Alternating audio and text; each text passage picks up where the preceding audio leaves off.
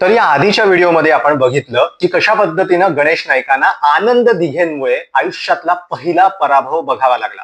दिघे आणि नाईक हा वाद नेमका काय होता हे जाणून घेण्यासाठी या आधीचं रील नक्की बघा, त्याची लिंक मी डिस्क्रिप्शन मध्ये देतोय.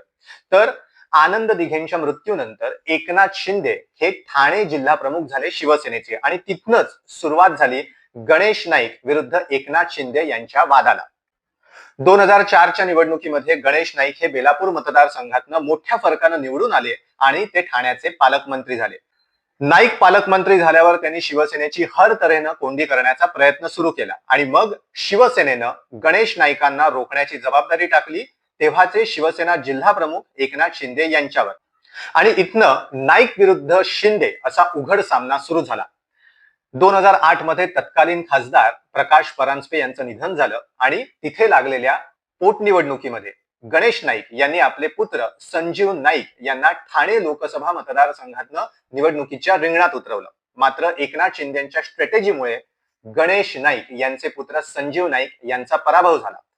अर्थात गणेश नाईकांसाठी, जे तेव्हाचे ठाणे जिल्ह्याचे पालकमंत्री होते, त्यांच्यासाठी हा पराभव लाजिरवाणा होता. मात्र नाईक तिथे थांबले नाहीत, नाईकांनी जिद्द सोडली नाही.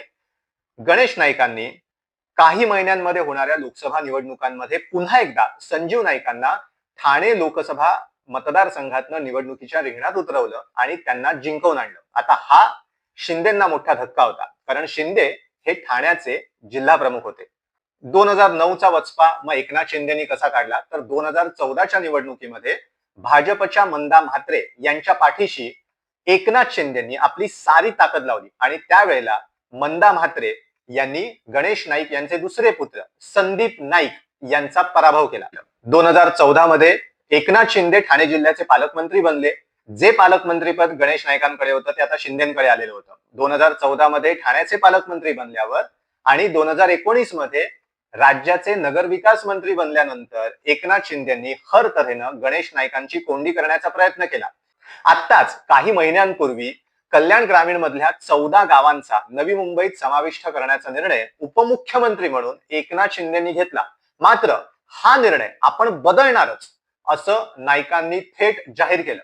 पुढे गणेश नाईक हे थेट ठाण्यात अवतरले. ठाणे म्हणजे एकनाथ शिंदेचा बालेकिल्ला. त्या ठाण्यात गणेश नाईक आले आणि त्यांनी जनता दरबार घेतला. अर्थात यामागे एक वेगळं राजकारण आहे. ते नेमकं राजकारण काय आहे, भाजपचं राजकारण काय आहे, त्यावर पण एक व्हिडिओ मी नक्कीच बनवेल. तर मित्रहो, गणेश नाईक विरुद्ध एकनाथ शिंदे हे वाद सुरूच असतात. हे वाद काही थांबतील असं वाटत नाहीये, पण विषय लेंदी होतोय, त्यामुळे मी इथे थांबतो.